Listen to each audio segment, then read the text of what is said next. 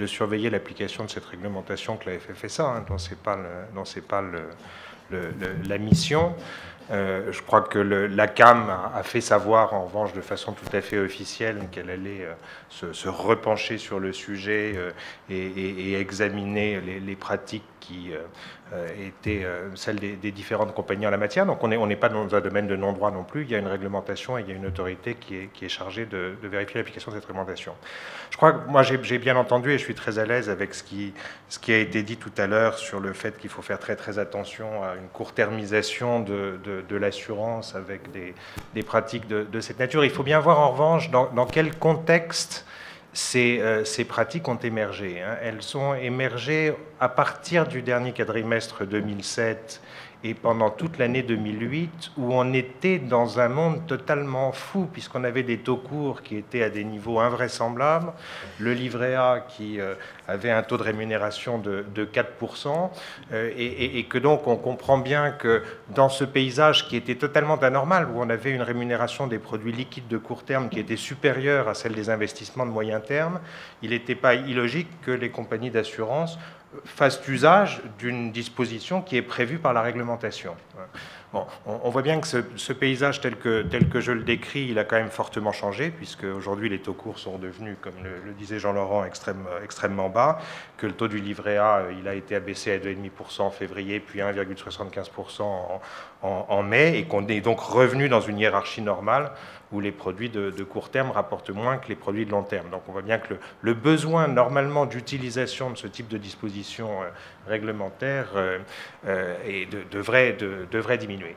Alors est-ce qu'il y aura un jour une modification de cette réglementation? Ça, je n'en sais rien. Bien, merci. Donc cette table ronde est terminée. Vous voulez dire quelque chose, Thierry? Non? Donc je pense qu'on peut applaudir nos intervenants.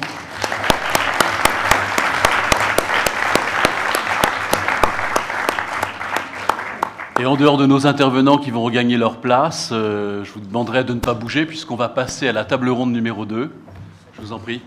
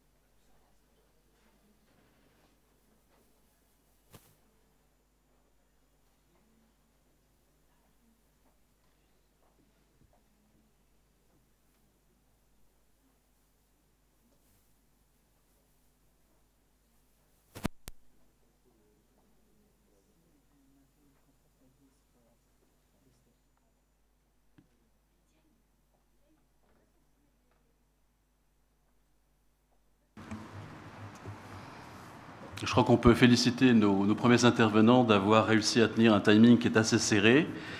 Donc après l'assurance vie face à la crise financière, nous allons faire un peu de prospective avec l'assurance vie de demain.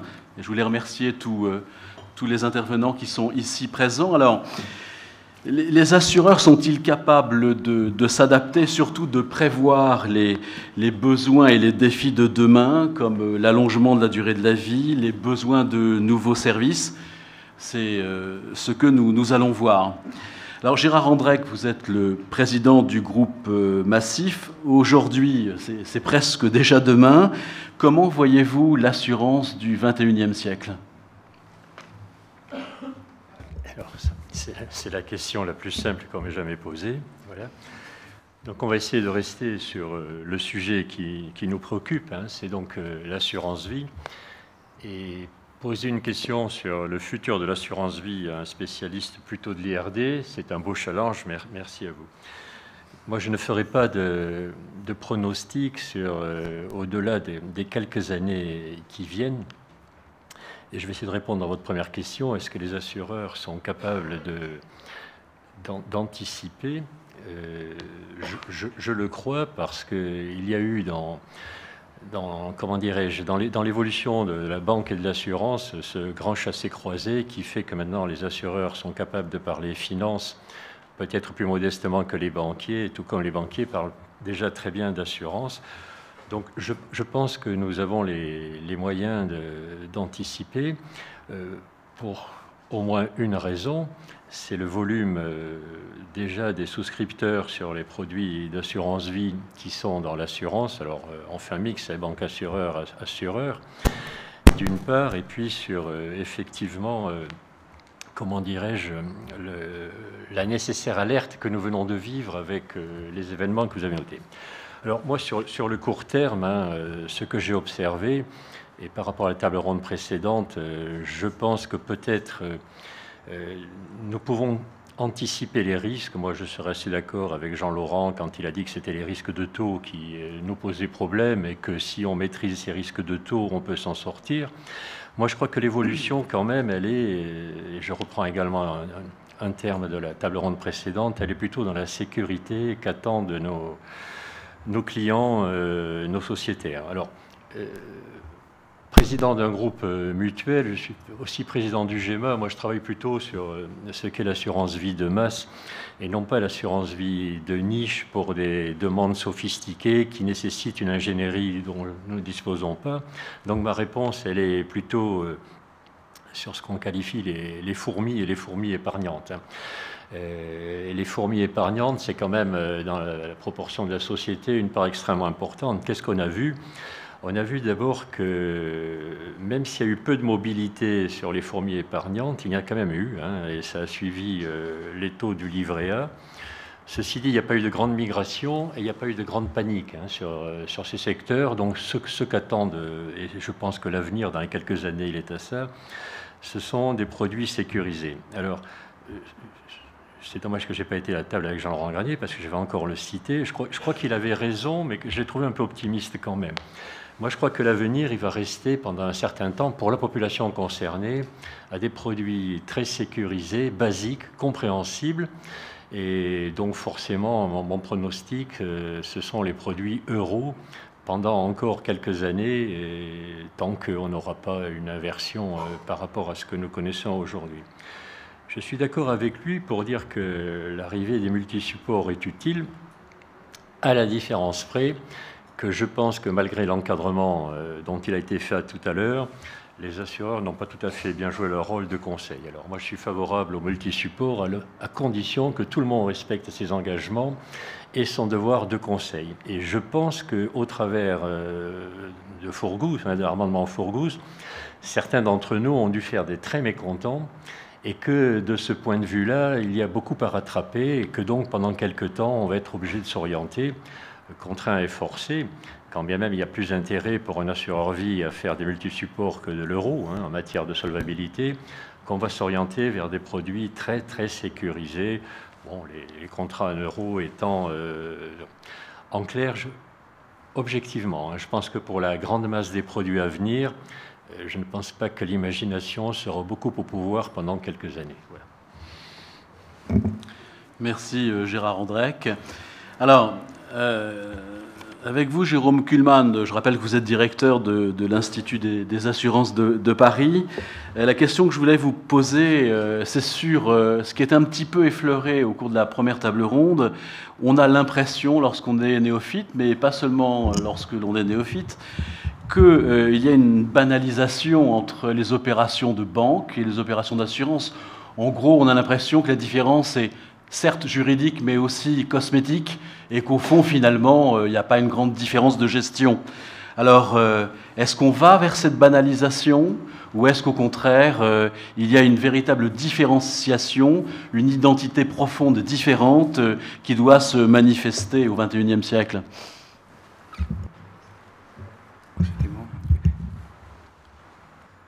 Ça fait 30 ans que je suis dans l'assurance Parisien d'abord et Dauphine ensuite.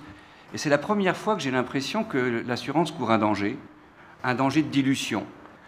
Pourquoi? Tout simplement à cause d'une lubie autour d'un concept fumeux, le service financier.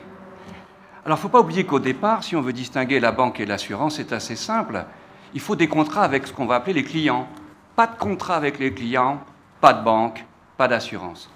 Le contrat avec une banque, c'est quoi? J'ai 100, je dépose les 100 à la banque, obligation immédiate de la banque, me restituer les 100.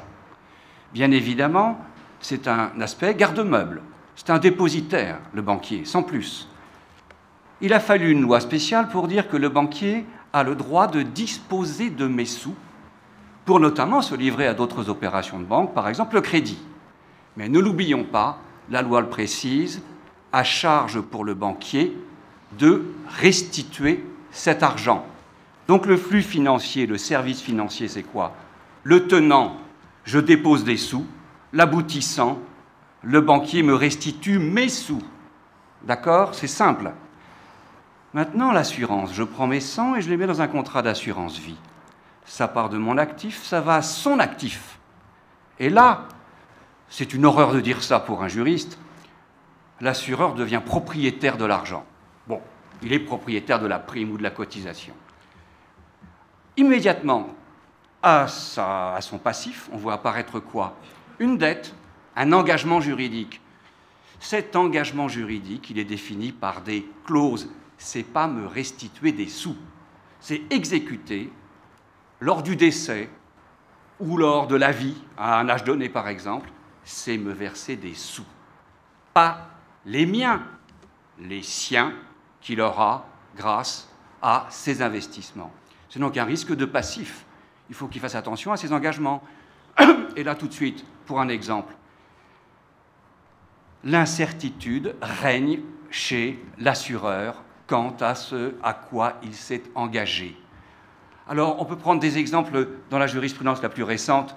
Ce n'est pas de l'assurance sur la vie à proprement parler, c'est de l'assurance en matière d'incapacité, invalidité, décès consécutif à un accident ou à une maladie.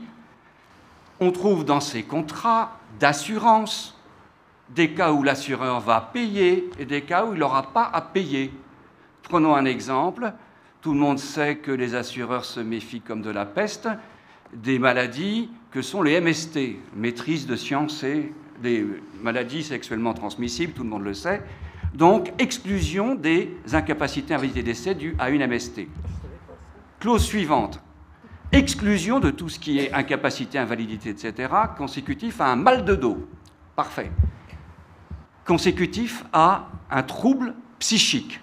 Eh bien, si vous prenez 7 années de jurisprudence, on a commencé par annuler la clause sur les MST, donc l'assureur devra payer, alors qu'il ne l'avait pas prévu.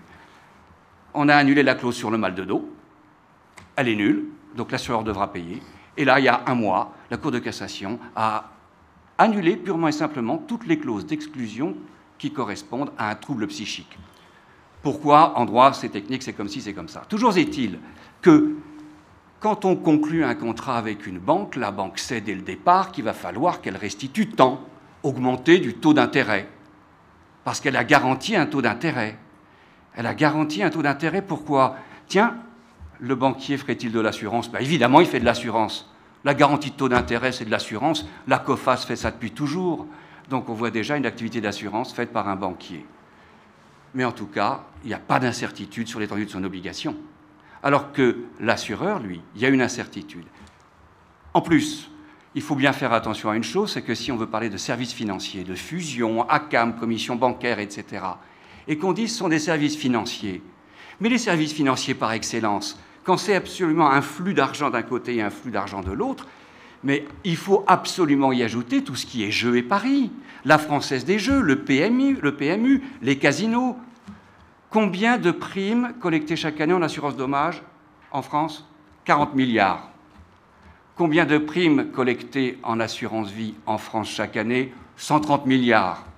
Combien de sous collectés par PMU plus Casino plus Française des Jeux? 40 milliards.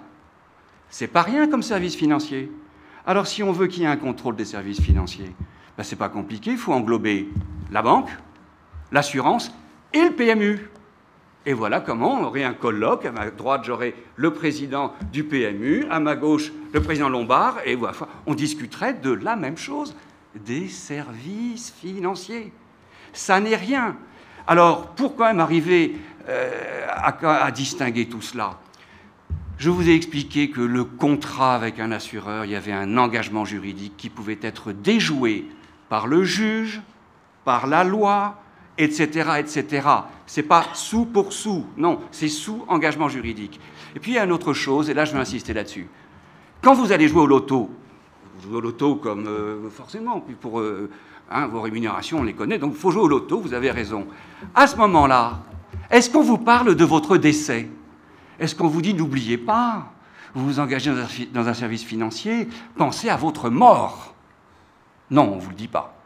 Vous allez chez un banquier et vous déposez les 100 sur un contrat à 10 ans, d'accord? Est-ce qu'on vous dit, asseyez-vous, c'est bien, pensez à votre mort? Non, on ne vous le dit pas. Maintenant, vous allez chez le plus petit assureur, agent général vie en France, il va vous dire, asseyez-vous, vous mettez 100, c'est un contrat mixte, décès, vie, comme 95% à peu près, et il va vous dire, et votre mort? Ça refroidit un peu. Et si vous mourrez, alors s'il insiste, vous voulez que qui soit bénéficiaire des sous? Et là, il va vous expliquer, votre conjoint, mais lequel? Celui d'aujourd'hui ou celui de vos décès? Ça peut changer. Vos enfants, par parts égales, mais attention, il peut y en avoir qui sont monstrueux avec vous. Donc on va, dans un contrat d'assurance sur la vie, avoir au cœur la mort. Voilà.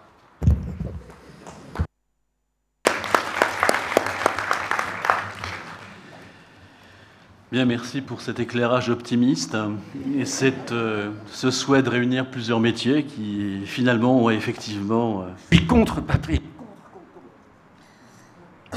en commun de pouvoir drainer beaucoup d'argent. Alors, Éric Lombard, vous êtes président-directeur général du groupe BNP Paribas, Assurance, excusez-moi. La crise a mis en évidence, en matière de produits garantis dynamiques, des opérations qui ne sont pas toujours bien couvertes, et donc on voudrait vous entendre là-dessus. Peut-être, puisqu'on est devant un auditoire qui doit être très technique, vu le lieu où on se trouve, rappeler des choses qui sont malgré tout simples, parce qu'on a beaucoup parlé de banque et d'assurance. Moi, je voudrais peut-être de donner une définition simple des grandes différences entre la banque et l'assurance. Le banquier, son travail le plus complexe, c'est à l'actif de prêter de l'argent et d'essayer de le récupérer si possible. L'assurance, c'est exactement le contraire. Ça se gère au passif, c'est essayer de récupérer l'argent et de le garder le plus longtemps possible. Quand on a compris ça, on peut faire assez facilement ces deux beaux métiers successivement dans l'ordre et dans le désordre. Alors, moi, je voudrais revenir sur la question du passif des compagnies d'assurance en matière justement d'assurance vie épargne et de voir qu'est-ce que la crise a changé et peut-être va changer pour essayer de faire un petit peu de prospective. Il y a deux grandes catégories. Gérard Andrec et puis la table ronde précédente a parlé des contrats en euros. Je ne vais pas en parler. C'est évidemment la partie à capital garanti et à rentabilité d'ailleurs relativement assez élevée par les temps qui courent.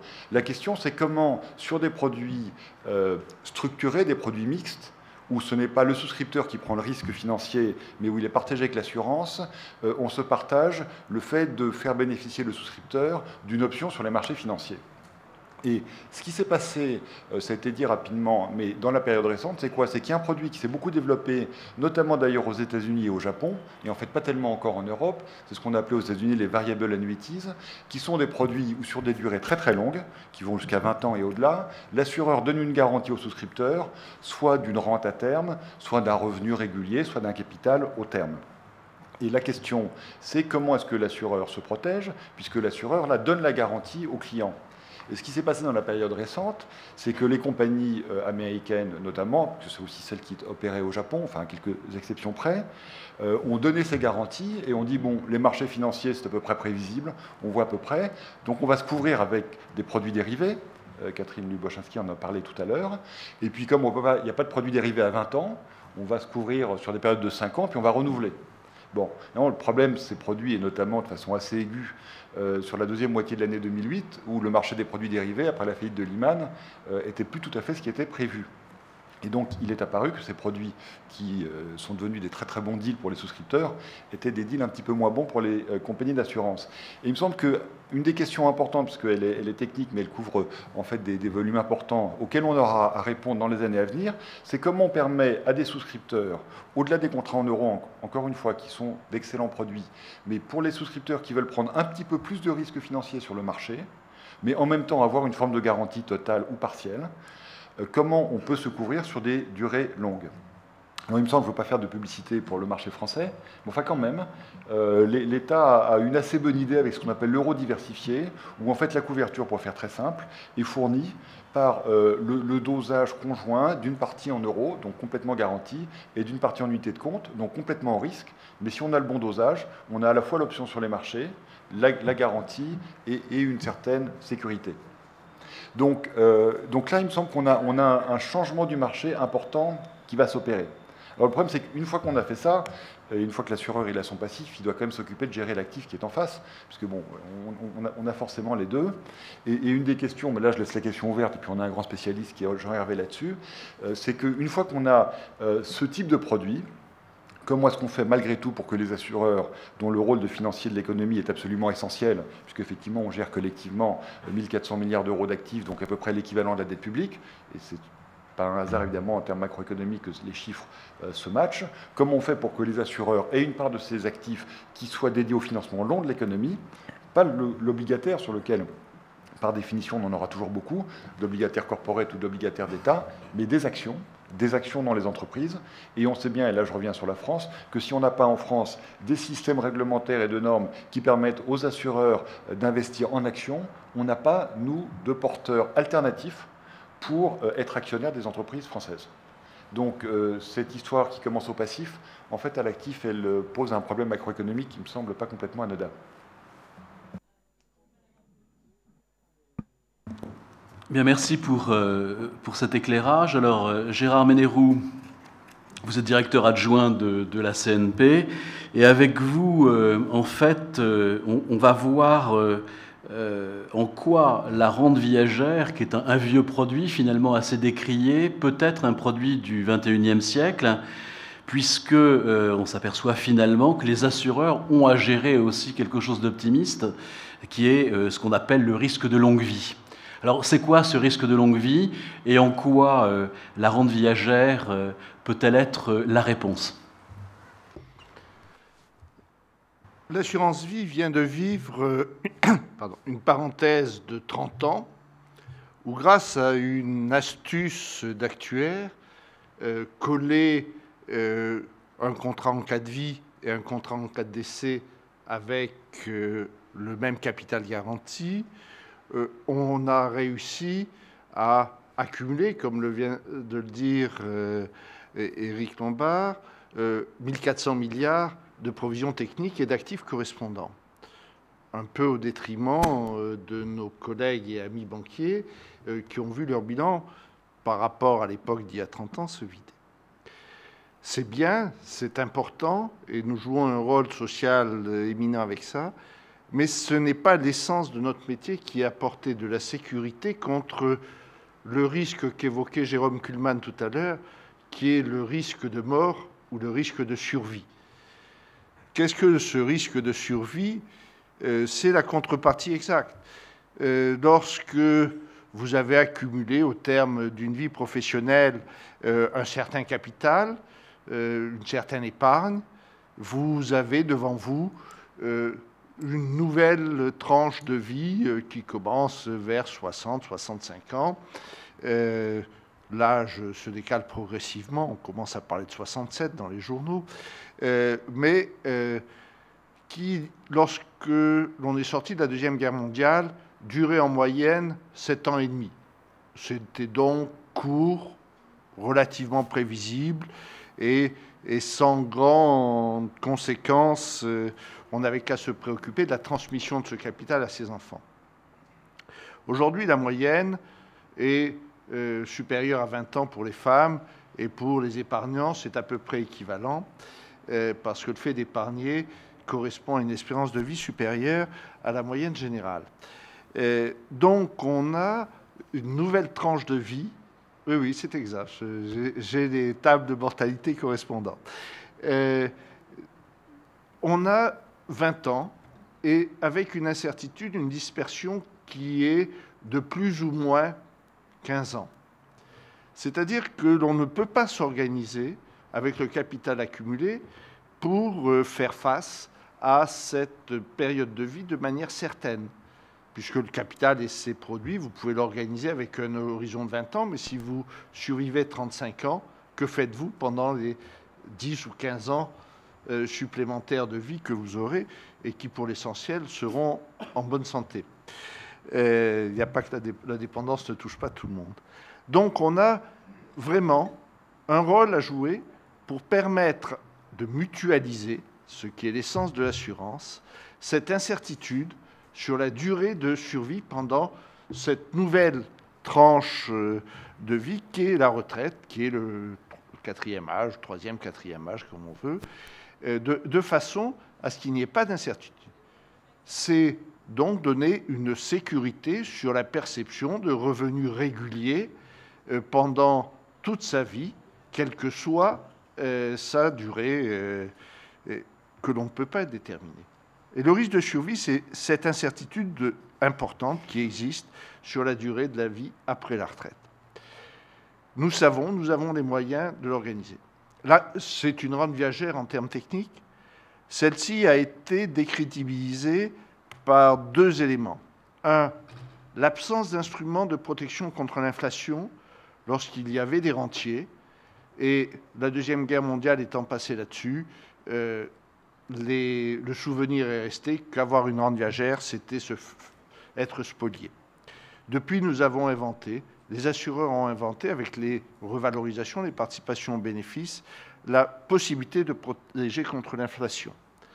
Deuxièmement, après un peu de travail actuariel, un peu de travail technique, et des gens sortis de cette maison y ont contribué, on a inventé des rentes garanties qui permettent également de transmettre une partie de capital pendant une certaine période. En effet, le deuxième obstacle de la rente viagère, c'est ce que j'appelle le syndrome de l'autobus. Je paye un capital pour toucher une rente pendant 20 ans, je sors du bureau où j'ai signé et fait mon chèque, et je me fais renverser par l'autobus, et j'ai tout perdu. Je suis mort, ça n'a plus grande importance, mais ceux que j'aime ont tout perdu.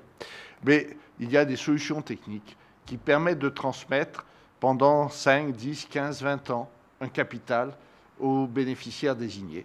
Le capital peut être décroissant, mais le service du revenu et de la rente a été mis en œuvre. Troisièmement, peu de gens savent que la rente viagère est un outil très défiscalisé. En moyenne, 70% d'une rente viagère est défiscalisée. Simplement, les pouvoirs publics, aidés par quelques actuaires, ont inventé un système où le taux d'exonération est égal à 100 moins l'âge à la souscription, ou le taux de fiscalisation. C'est très bien, donc j'ai 54 ans, 100 moins 50, 50% est taxé. J'ai 60 ans, 100 moins 60 et 40% sont taxés. En moyenne, ça fait 30, un peu plus de 30, mais c'est à peu près incompréhensible pour tout le monde et même pour ceux qui ont écrit cette réglementation. Alors, au lieu de pouvoir dire, vous avez un véhicule qui vous protège contre le risque de survie, qui est fortement défiscalisé, que l'on peut aménager pour satisfaire aux besoins de transmission. Et vous avez la sécurité de la gestion de la mutualisation par les professionnels que sont les assureurs. Aucun de ces quatre arguments n'est mis en avant. Il suffit de le faire et nous apportons une vraie solution supplémentaire aux problèmes de retraite qui se posent aujourd'hui en France. Je rappelle que le déficit de l'assurance retraite en France est autour de 10 milliards et qu'il est appelé à progresser dans une suite arithmétique régulière, 10, 15, 20, 25, avec un maximum prévu en 2040 à près de 50 milliards par an. Donc on a quelque chose là où la technique de l'assurance peut permettre de résoudre un problème de société.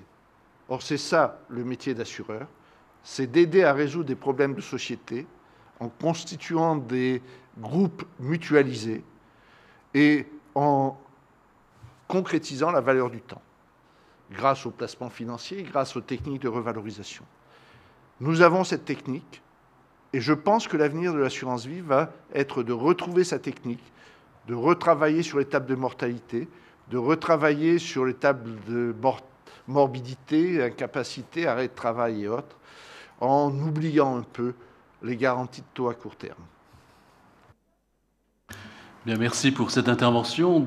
Ce que je note, c'est que fondamentalement, vous dites tous la même chose, c'est que l'assurance de demain, c'est une assurance qui sera davantage axée sur la sécurité, sur la proximité de la certitude. Ça ne veut pas dire grand-chose, mais en tout cas, on en aura visiblement fini avec quelques excès, j'allais dire, dus à des produits trop sophistiqués qui échappent à tout le monde finalement. Et pour revenir à des choses très fondamentales, qu'il s'agisse d'épargne ou qu'il s'agisse de risques. Alors, Bernard Michel, vous êtes directeur général de Predica. On va parler là aussi d'un défi qui est celui du vieillissement de la population et comment y faire face. Gérard Ménéou, on a déjà parlé avec le risque de survie. Alors, est-ce que vous avez, vous, une approche particulière pour satisfaire les demandes de vos clients? Parce que cette demande, elle ne peut être qu'évolutive. Alors, effectivement, cette demande évolue, elle change. Et ce qui change surtout, depuis quelque temps, et en référence à ce qui vient d'être dit, c'est la prise de conscience par nos clients de cette question fondamentale, de cet enjeu de société qui est l'allongement de la vie humaine. Et au fond, là où nous savons que 32% de la population aura plus de 60 ans en 2050, là où nous savons que le poids des personnes très âgées représente déjà 1 million de personnes âgées dépendantes aujourd'hui et que cela va augmenter au fil des années, nos clients commencent à prendre en compte cette réalité et nous sollicitent pour proposer des solutions. Et puis je dirais aussi que la crise à laquelle nous sommes confrontés a remis en avant un besoin de sécurité, un besoin de précaution qui nous faut prendre en compte. C'est en plus notre responsabilité, en tant qu'assureur, en tant que banquier aussi, de jouer notre rôle d'utilité sociale et de répondre à cet enjeu de société. Et ce qu'on voit, c'est que dans les études que nous faisons, mais je vous dirai plus précisément ce que nous faisons maintenant, ce que l'on voit en général, c'est la question de la préparation de la retraite. Tout le monde a compris que les déficits colossaux attendus de nos systèmes de retraite, malgré la baisse des taux de remplacement, nous confrontaient à un problème fondamental, un besoin de financement fondamental. Et puis d'autre part, il y a un autre phénomène, mais qui commence à émerger et qui n'est pas encore pris en compte par les pouvoirs publics de manière satisfaisante, qui est celui des besoins de financement de la dépendance. Ces attentes qui se manifestent de plus en plus, aujourd'hui, les Français nous les proposent comme une source de besoins complémentaires et donc de produits complémentaires. Et au fond, lorsqu'on observe les besoins de nos clients, on voit bien que beaucoup d'entre eux, dans le domaine de la retraite, ne savent pas estimer leur revenu à la retraite aujourd'hui. Un quart d'entre eux n'ont aucune idée de ce que cela représentera. Ils sont inquiets. Ils imaginent d'ailleurs bien qu'elle sera insuffisante, mais au fond, ils n'ont pas les techniques aujourd'hui pour évaluer à moyen terme leur retraite. Et donc, ils nous demandent du conseil. Donc, plus d'informations, plus de conseils, plus d'encouragement à l'accumulation d'épargne pour la retraite. Puis, par ailleurs, si les actifs aujourd'hui nous questionnent, les seniors eux-mêmes, qui sont en forme et qui ont plein de projets, eux, nous déclarent avoir des revenus insuffisants pour subvenir à leurs besoins, avec des besoins de consommation élevés pour eux-mêmes, pour leurs enfants, pour leurs petits-enfants. Et donc, ils veulent des produits évolutifs, qui soient des produits réversibles, qui puissent passer de la garantie, de l'épargne à la prévoyance, du capital à la rente, indifféremment, des produits modulables, de manière à pouvoir faire face à cette question-là. Donc, nécessité de modifier également notre approche produit. Alors, pour essayer d'objectiver tout cela, nous avons pris le parti, depuis quelque temps, de revisiter l'offre, non pas en consultant uniquement nos distributeurs, pour ce qui nous concerne des banques, mais en allant directement les fabriquer avec les clients. C'est ce que nous appelons dans notre jargon la co-création. Et donc, avant de fabriquer le produit, nous travaillons directement, non pas par des enquêtes, non pas par des panels, mais directement avec des clients qui sont sélectionnés par les distributeurs et qui nous aident à nous faire comprendre ce qu'ils attendent de leurs banques qui vendent de l'assurance. Et ça nous aura déjà permis de trouver 3 conclusions avec des produits concrets à la clé. La première, c'est que les jeunes, parce que je viens de parler des seniors, je viens de parler des personnes qui cherchent à préparer leur retraite, mais les jeunes aussi, aujourd'hui, souhaitent commencer à préparer leur retraite. Ce qui nous a conduit à créer un produit d'épargne qui s'appelle Cap Découverte, avec un minimum d'épargne de 20 € par mois, qui permet de commencer, je dirais, à un rythme compatible avec les revenus des jeunes, à préparer sa retraite. Et puis, en poussant les études plus loin, nous avons compris qu'il y avait également une demande de solidarité intergénérationnelle, ce qui nous a conduit à créer un produit qui s'appelle Vers l'avenir, qui est un produit à la fois d'épargne et de prévoyance, souscrit par les grands-parents pour les petits-enfants. Et dès lors que ce produit existe, il permet aux grands-parents de constituer une épargne pour leurs petits-enfants, mais s'il y a un décès, dès lors qu'il y a un décès, cette épargne se transforme en garantie sous forme de produit de prévoyance. Et puis surtout, on a constaté une chose qu'il nous faut prendre en compte, c'est qu'il y a un énorme besoin de transparence et de pédagogie sur les produits d'assurance. Au fond, notre métier d'assureur, métier que je revendique, j'ai fait le métier de banquier et le métier d'assureur, notre métier est un métier technique, avec un jargon, avec une très haute technologie, qui fait que nous avons quelquefois du mal à expliquer la structure même du produit et avec des problèmes de transparence qui sont indéniables. D'où l'idée de travailler sur la simplicité du produit, ça n'est pas facile, mais aussi de travailler sur la pédagogie. C'est pour ça que nous avons créé un site internet qui s'appelle découvrirlassurance.com qui permet à tout un chacun d'examiner, de comprendre le jargon et avoir les explications nécessaires sur les produits. Bref, beaucoup de produits. Et ce que je retiens, moi, de ces études de plus en plus précises et qui se poursuivent, c'est que le besoin de protection de l'épargne, le besoin de sécurité, de protection de la famille, de préparation de la retraite, de la dépendance, etc., ça redonne toute son importance à l'activité, au métier de la prévoyance par rapport au métier de l'épargne. Et que si nous arrivons à faire des produits couplés qui permettront de surmonter l'obstacle de l'investissement à fond perdu. Souvent on dit, si on fait de la prévoyance, c'est à fond perdu.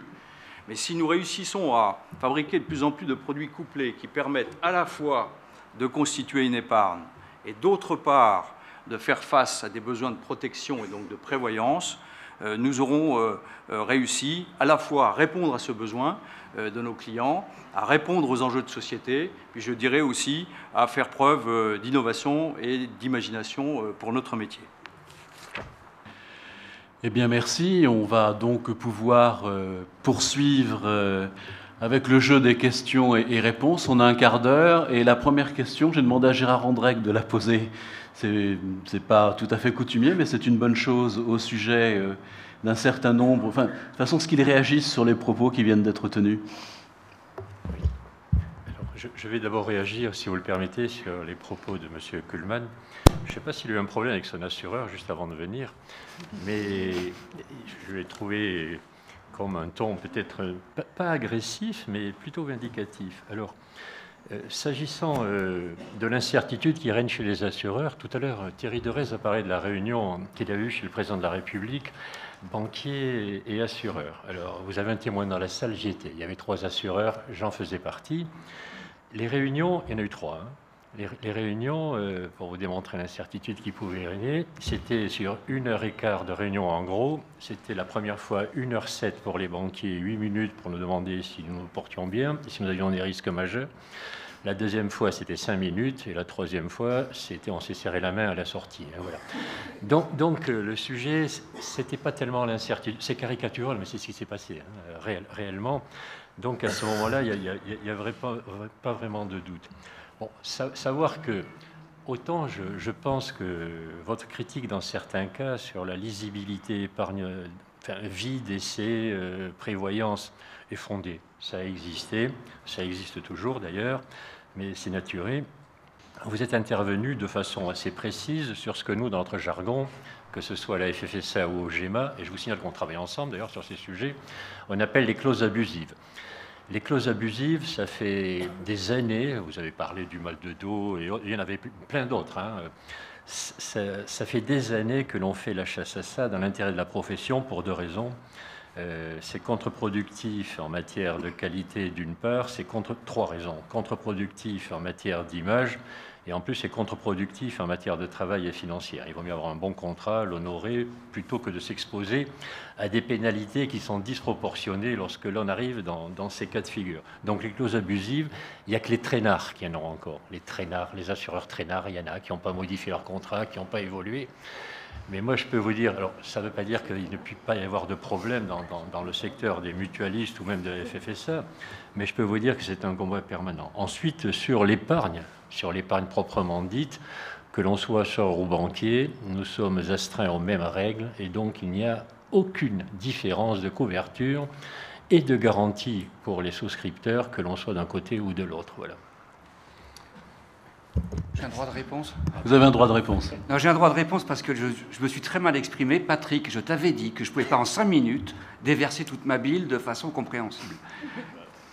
Mais non, ce que je voulais dire, c'est que le métier d'assurance, l'assurance, c'est extrêmement noble. Parce que c'est un engagement juridique. Et le problème, c'est que ce qu'on a imaginé lors de la conclusion du contrat à la base de l'activité, lors de la conclusion du contrat, ce qu'on a imaginé, ça peut être déjoué. Donc, il y a l'aléa, première incertitude, et ce que l'on va dire des clauses du contrat, deuxième incertitude. J'ai écrit un article que je vous communiquerai sur « il n'y a plus de clauses abusives dans les contrats d'assurance », ce qui m'a valu un assassinat en bonne et due règle. Bon, ce que je voulais dire, c'était ça, c'était cette incertitude extraordinaire qu'il y a dans l'assurance. Ce n'est pas un sou pour un sou. Donc, c'est un très beau métier sur certains produits. Voilà, c'est ça que je voulais dire. Alors, merci. Vous avez la parole, donc si vous voulez poser une question, 2 questions, 3 questions, on peut même en prendre 4. Je vous en prie. Je vois une main se lever. Je vous en prie, monsieur. Alain Confineau, avocat à Paris. Je ne sais pas à qui cette question s'adresse, mais depuis le début de la soirée, on parle de beaucoup de sécurité. Je crois que c'est le maître mot de cette deuxième table ronde, la sécurité de l'avenir. Et j'aurais voulu que l'un de ces messieurs, puisqu'il n'y a plus que des messieurs pour cette deuxième table ronde, nous indique ce qu'il pense de la communication des assureurs à l'occasion du pic de la crise au regard de la garantie du fonds du FGAP, du fonds de garantie des assurances de personnes, qui, je crois savoir, est plafonné à 70 000 € par contrat d'assurance. Alors on n'en a quasiment pas parlé. On a parlé beaucoup de cette garantie pour les banquiers et pour les possesseurs de comptes de dépôt. On n'en a quasiment pas parlé pour les titulaires de contrats d'assurance de vie ou de capitalisation. Et je souhaiterais savoir d'abord si le FGAP a véritablement les moyens de cette garantie et qu'est-ce que l'on prévoit pour l'avenir en ce qui concerne la sécurisation, donc le rapprochement vers la sécurité qui est le maître mot de cette soirée. Qui veut répondre? Gérard Ménérou. sécurité des assurés, de nos clients, ne repose pas sur l'existence et les moyens éventuels d'un fonds auquel, certes, nous contribuons. Elle repose d'abord sur les fonds propres des compagnies et sur leur capacité à faire face à leurs engagements. Comme l'a dit Éric Lombard, le métier d'assureur est de scruter en permanence le passif et de bien mesurer ses engagements. Aujourd'hui, et on l'a constaté partout dans le monde, car les problèmes d'AIG ne sont pas liés à ces activités d'assurance, partout dans le monde, les assureurs vie ont été capables, quelles que soient les circonstances économiques, de faire face. Deuxièmement, aujourd'hui, il existe une garantie en cas de faillite d'une compagnie, effectivement à hauteur de 70 000 € sur chacun des contrats. Les moyens existent puisqu'il est prévu dans ce fonds que l'on fera appel à la contribution des pouvoirs publics, mais surtout et d'abord des entreprises qui sont solidaires. Troisièmement, je rappelle que dans toutes les faillites qui ont pu avoir lieu, faibles, de petites entreprises et autres, la solidarité de place a joué de manière complète. Nous sommes des gens qui vendent de la sécurité et le concept de sécurité à nos clients, et ce sont nos fonds propres qui sont tous suffisants pour y faire face. Éric Lombard, et une précision donc peut-être, et aussi Jean-François Lecroix qui est parmi nous, mais après donc Éric Lombard, on va suivre cet ordre-là, ça ne vous dérange pas? Moi je voudrais rajouter un commentaire sur AIG, qui est l'objection qu'on nous oppose souvent, puisque effectivement c'est le sinistre assurantiel de la période, mais ce n'est pas un sinistre lié à l'activité d'assurance d'AIG. Je m'explique. La raison, pour ceux qui n'ont pas suivi en détail, c'est qu'AIG avait écrit effectivement des crédits default swap, Catherine en a parlé tout à l'heure, pour un montant, je crois, de 425 milliards de dollars, enfin un truc de genre. C'est-à-dire que AIG garantissait des crédits pour ce montant-là. Alors, techniquement, c'est une activité qui peut être faite soit dans des compagnies d'assurance, type COFAS, soit dans des banques, et les banques d'investissement ont des desks de CDS qui se sont énormément développés. Bon, moi, je pense qu'il y a quelqu'un dans l'histoire qui n'a pas fait son job. Mais en tout cas, ce n'est pas du côté des assureurs, puisque cette activité d'AIG n'était pas dans les compagnies d'assurance, mais elle était dans les activités financières qui auraient dû être régulées quelque part par un régulateur de marché financier qui, en l'occurrence, n'existait pas ou n'a pas fait son travail. Si ça avait été dans une compagnie d'assurance, cette activité, qu'est-ce qui se serait passé? Il se serait passé deux choses. D'abord, les règles de l'assurance auraient prévalu. C'est-à-dire qu'en face de ces risques, il y aurait eu des provisions qui auraient été constituées. Deuxièmement, un régulateur de l'assurance, et les régulateurs de l'assurance, je peux vous dire, en tout cas en Europe, ils sont extrêmement présents, auraient vérifié que les provisions étaient adaptées et aurait éventuellement, en cas de dégradation, demandé qu'on mette des fonds propres en face. Donc on voit bien que là, on est dans un sujet sur AIG, qui était une activité purement financière, non régulée par les assurances, et faite effectivement de façon complètement déraisonnable, parce que prendre 425 milliards de dollars de risques sans mettre ni provision ni fonds propres en face, ça ne pouvait pas fonctionner. D'ailleurs, ce n'est pas non plus de la banque, c'est du pari, mais vous parliez tout à l'heure de réunir éventuellement les activités de jeu. Et donc là, effectivement, AIG a donné cet exemple. Mais sur les compagnies d'assurance, je pense que Gérard a tout à fait raison, c'est bien la gestion des compagnies d'assurance, l'adéquation entre le passif et l'actif, et également la sécurité des placements à l'actif, qui a fait que dans la période, vous n'avez pas entendu parler d'une compagnie d'assurance, y compris les filiales d'ailleurs d'assurance d'AIG, qui ait fait défaut sur ses engagements. Jean-François Lecroix, un commentaire? Ou pas de commentaire? Pour que Jean-François, juste une chose, pour que Jean-François ne se dépasse pas uniquement pour rien, puisque tout a été dit sur le sujet, est-ce que je peux lui poser une question et poser une question au panel? Le produit d'assurance vie, c'est un produit qui est le produit miracle des politiques, puisque l'idée assez juste, c'est que nous avons en France un problème massif d'épargne longue, que ceci joue sur le financement de nos entreprises, qui est évident, et que donc, par une fiscalité maligne, on doit pouvoir arriver, puisque jusqu'à maintenant, on n'envisageait pas l'allongement de la durée de vie des contrats, on doit pouvoir l'amener là où on veut. C'était l'histoire du DSK, c'est l'histoire etc. Tous les produits qui ont été... à NSK, enfin tout ce qu'on peut imaginer.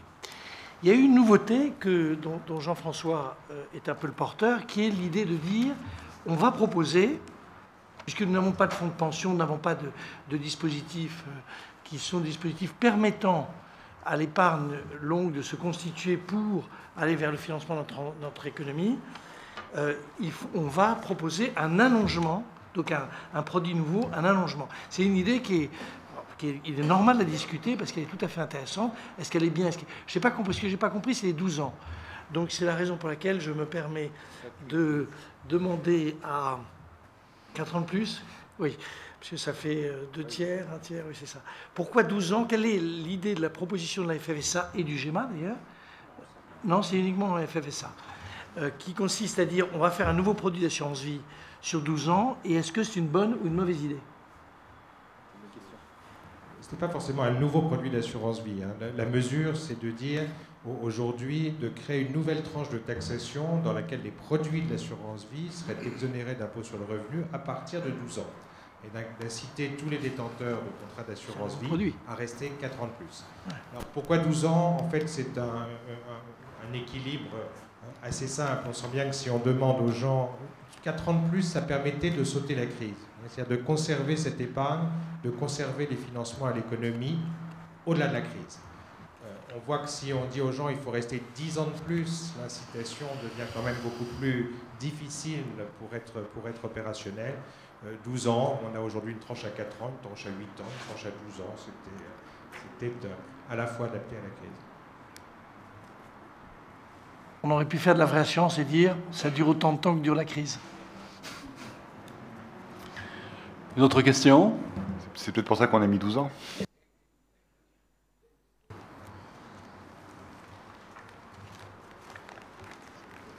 Alors, je vois une main qui se lève. Non? Non, c'est une erreur, c'est une main timide.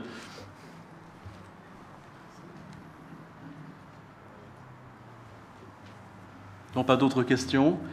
Alors, moi, il y a quelque chose qui me frappe à l'issue de cette seconde table ronde, c'est que la notion de risque, qui est quand même généralement portée par le souscripteur, très directement et parfois indirectement, dans la façon dont vous parlez de l'assurance de demain, ça se déplace, c'est-à-dire que le risque est davantage supporté par l'assureur, plus que par l'assuré. En tout cas, c'est la volonté que j'y vois. Peut-être que je me trompe, non, Éric Lombard? Je ne partage pas cet avis sur deux familles de produits déjà. D'abord, sur les contrats en euros, qui sont quand même en encours, la majorité des contrats, les compagnies d'assurance garantissent le capital plus un rendement annuel qui, historiquement, se tient pas mal aux souscripteurs. Et je peux vous dire que cette garantie, notamment dans les périodes agitées, c'est une vraie garantie. C'est une vraie garantie. Et donc là, les assureurs prennent un risque. De même que sur les produits plus sophistiqués dont j'ai parlé, où il y a des produits garantis avec des options, là c'est bien l'assureur qui prend une garantie. Deuxièmement, il y a une question après de définition, parce que là, on a implicitement considéré que l'assurance vie, c'était l'assurance vie épargne. Alors Bernard Michel a rappelé qu'il y avait aussi les produits de prévoyance. Oui. Et les produits de prévoyance se développent grandement dans une période où on voit bien que plus les sociétés s'enrichissent, plus les gens, le commun des citoyens ont envie de se protéger contre les accidents de la vie. Et donc les compagnies d'assurance protègent les clients contre le décès, Gérard en a parlé, mais contre le chômage. En ce qui concerne BNP Paribas Assurance, nous assurons dans le monde 25 millions de personnes contre le chômage. Je peux vous dire, dans la période, c'est un risque qu'on suit d'assez près, pour des raisons que je suis prêt à commenter si jamais tout le monde ne comprend pas tout de suite. Les compagnies assurent contre les accidents, l'invalidité, etc. Donc la somme des risques portés par les compagnies, d'où l'utilité d'être extrêmement prudent dans la gestion, est tout à fait considérable. Et finalement, la partie du bilan où c'est le client qui prend le risque total, c'est-à-dire les contrats épargne en unité de compte, rapporté à la somme des encours, c'est un montant assez modeste. Voilà, donc je pense qu'on peut dire que les assureurs font leur métier de preneur de risque. Très bien, mais je ne disais pas qu'ils ne le faisaient pas. Je disais simplement que ça se déplaçait avec une volonté que le risque pèse moins quand il est pris par l'assuré, justement par l'assuré, que la compagnie le prend davantage. C'est ça, en fait, mais merci pour ce commentaire. Jérôme et ensuite Gérard, je vous ai vu vous agiter les doigts. Donc c'est juste une précision, notamment à l'attention de mes étudiants ici présents. Le premier qui me parle d'assurance à fonds perdu dans sa copie, je le colle. Alors c'est une expression extrêmement répandue. Ça n'existe pas de l'assurance à fonds perdu, puisque quand on a payé une prime, on a une couverture. C'est une créance, certes aléatoire, dont on dispose contre l'assureur. Elle a une valeur? Évidemment, elle a une valeur. Essayez de louer un appartement sans avoir votre multirisque habitation. Essayez d'avoir un emprunt sans avoir votre assurance en cas de décès, invalidité, etc., etc. Ça a une valeur. Ça se quantifie? Oui. Toutes les personnes qui ont fait des M&A, vous savez, les M&A, ce n'est pas les mots bons, c'est les M&A, c'est les fusions-acquisitions. Toute personne qui a fait des fusions-acquisitions sait très bien que quand il y a une garantie de passif, eh bien, on va faire aujourd'hui, depuis peut-être 2-3 ans, pas plus, un audit financier du personnel, de l'immobilier et des assurances. Et si on prend un labo pharmaceutique qui a un contrat d'assurance RC produit avec plein de trous, eh bien, ma foi, c'est pas compliqué, le prix de cession sera beaucoup plus faible que s'il y a une vraie garantie bien étendue. Donc, pas d'assurance à fonds perdu. Gérard Andrec. Oui, j'avais pas levé le doigt, mais c'était pour dire que vous étiez d'accord et qu'apparemment vous disiez la même chose. Et je suis d'accord sur effectivement ce transfert de risque un peu plus vers les assureurs dans cette période. J'ai pas répondu, mais je vais rebondir sur ce qui a été dit par les deux derniers intervenants. L'avenir, pour nous, il passe par un sujet assez fondamental, c'est la gestion de la dépendance. Et je pense qu'on est en train de perdre un temps considérable, parce que très clairement, ça fait 3 ans qu'on nous promène. On peut dire cela. Et que s'il y a bien un secteur où on peut faire une action positive dans les années à venir, c'est bien sûr, en matière de protection, c'est bien sur ce sujet. Et je pense qu'il est temps, et nous y employons, à ce que l'État clarifie sa vision des choses, parce que là, il y a vraiment je pense qu'il y a autour de la table et bien ailleurs des gens qui sont capables de fournir des réponses intelligentes et sécurisantes sur un sujet où là, on va retrouver du viager d'ailleurs, mais je pense qu'on a la capacité à faire ça dans de bonnes conditions. Et c'est ça, ce sujet, c'est le sujet, à mon avis, principal des 10 prochaines années. Bernard Michel, justement, quand vous parliez de vos produits évolutifs, vous avez cité, en passant très vite sur la dépendance, mais je sais que c'est au cœur de vos problèmes. C'est l'un des sujets, effectivement, sur lequel nous travaillons, à l'instar de nos collègues le plus, mais qui suppose, effectivement, qu'il y ait une contribution majeure aussi des pouvoirs publics, tant d'ailleurs dans les mesures d'incitation fiscale qui pourraient être prises en faveur de l'épargne ou des produits d'assurance visant à préparer cette situation de dépendance ou à la couvrir, puis d'autre part aussi dans l'information qui est nécessaire et dans la mise en place des structures qui sont également nécessaires pour répondre à ce besoin. Je veux dire par là que c'est une offre qui peut être vue de manière assez large. Ça peut être de l'épargne, ça peut être de la prévoyance proprement dite, mais c'est également de l'assistance, c'est de la construction de maisons de retraite médicalisées, c'est toute une série de services à la personne qui peuvent aujourd'hui être mis au service de cette question qui fait qu'aujourd'hui, il y a déjà 1 million de personnes dépendantes en France et que ce chiffre va forcément, du fait du vieillissement de la population, augmenter considérablement. On parle d'un marché de 10 millions de personnes concernées dans les années qui viennent. Mais il est clair que même si aujourd'hui déjà un certain nombre de Français, de familles françaises, se couvrent contre ce risque, nous ne sommes pas du tout aujourd'hui à la hauteur du problème qui nous est posé. Bien, merci. Une intervention, Gérard Ménérou. Juste une petite réaction sur la dépendance. C'est effectivement un vrai problème de société, mais c'est aussi un fantasme. Il faut rappeler malgré tout que sur une génération de 65 ans, 85% des personnes auront la chance de vivre une vieillesse sans dépendance. Que sur une génération qui a atteint 90 ans, 60% finira sa vie sans dépendance majeure. Donc, certes, il faut être solidaire avec ceux qui sont frappés par cette dégradation et cette perte d'autonomie, mais tout le monde n'est pas frappé Et c'est donc la caractéristique de l'assurance. Se mettre ensemble, mutualiser le risque à travers la compagnie pour que ceux qui ont la chance d'échapper à l'aléa qui est la perte d'autonomie contribuent à aider ceux qui en pâtiront. Bien, merci pour cette excellente conclusion. Donc nous allons, je crois qu'on peut les applaudir et les remercier.